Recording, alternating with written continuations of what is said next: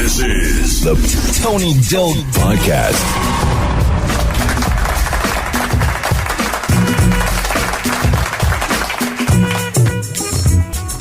Hi, welcome again to the Tony Doe Podcast, where I get to have conversations with radio people and get them to share their radio stories. Let's meet my guest on this episode. Hi there, I'm James Iroro. I'm a broadcaster with Rise 106.7 FM in Delta State. I'm an author of 6 books as well as a digital consultant. I help people bring out their creative juice through content creation as well as book production. So James, why radio? Let's say I'm a shy person. So I see radio as my escape route. So since they are not seeing me, I just get to hide behind the microphone and express myself without being seen. Yeah. So secretly, I'm still very shy. For someone who's shy in nature, I'm really curious about this though. How did you get into radio? Funny story, I've always been a talkative, right? I've always enjoyed talking, and a lot of people feel I could talk for a living. And so while growing up, I thought being a lawyer would give me that, talking spirit. But it turns out, hey, that was not where I was called to be. And so sometime in 2013, I there was a quiz on radio, and I turned out to be one of the lucky winners, and I was asked to come to the radio station back then in Benin City to pick up my prize. So my thinking was I was just going to go to the front desk, pick up whatever it is that they were going to give to me. But I was surprised when I was asked to come to the main studio, like the live studio. Man, I froze. Literally, I froze. I couldn't think through. And then he prepped me up and said, okay, I was going to be on radio. I was going to be on air. I would talk about how I felt and, just a little chat before I go up. And trust me, that was the longest 10 minutes of my life. I can't remember what I said, but if you listen to me that day, you will know that my voice was very, very shaky. And then after we're done, when we turned off the mic, and I was like, so this is what you do. Like, you just sit here and talk and get paid. From that very moment, I told myself, hey, this is what I want to do for the rest of my life. This is where I want to be in the radio space. And it wasn't easy. I had to do trainings, and then eventually, hey, I'm here today. So who would you say are your radio mentors? That's a tough one.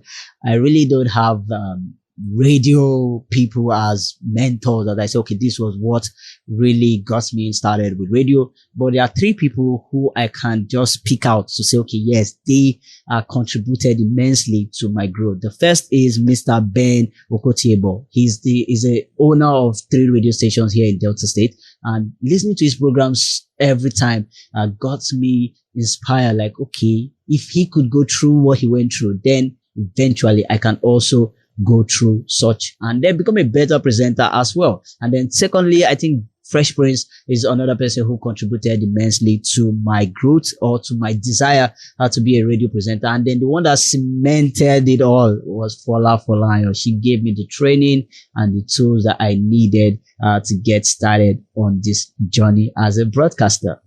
In your experience and from your perspective, what would it take to be a good radio broadcaster? What does it take to be a good broadcaster? We all know what it is. Information and confidence is what matters the most. So you need to be confident in yourself, and you need to have accurate and relevant information to dispense. Because once that mic comes up, they don't want to care who you are. They just want to hear whatever it is that you have to say. And if you don't have something valuable to say, you cannot just be a good broadcaster. What do you think about podcasts? Podcasts are making headways for those who are unable to get on the radio space. So those who are still trying to get on radio, I encourage them to get on podcasts, because I see podcasts as the future of the media. I see podcasts as the future of the media, considering all the restrictions and all the, licenses that go here and there.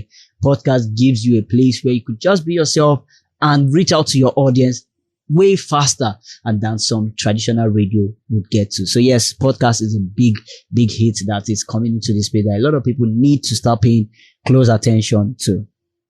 In light of recent events, how would you describe the role of the National Broadcasting Commission, the NBC?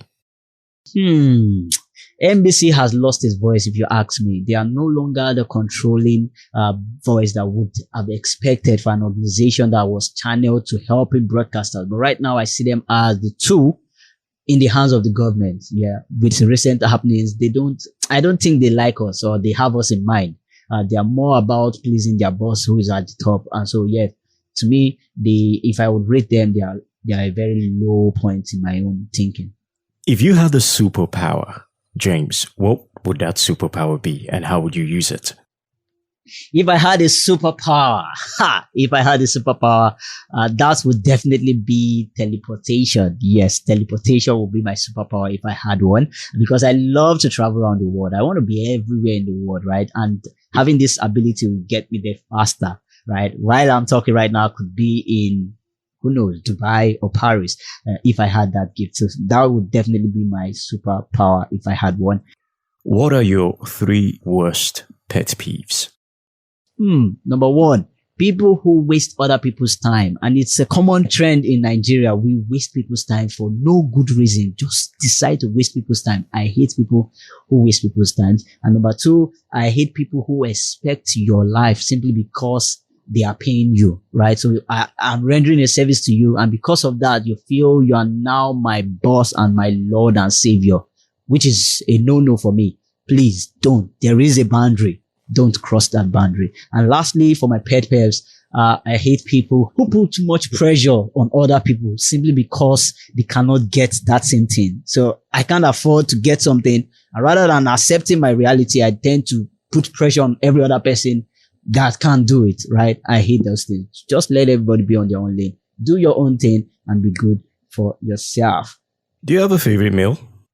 My favorite meal. Well, I'm a certified foodie, so I don't have a favorite food. I love anything edible and healthy. Yeah, I don't have a favorite food. Anything edible and healthy. Okay. What legacy does James Iroro want to leave behind? I want to be that guy that sparks a genius in everybody around me, right? Bringing out the genius in you is just my life goal in life. Thanks for coming on the show, James. It's been a pleasure. Thanks for having me on the show. I am James Iroro.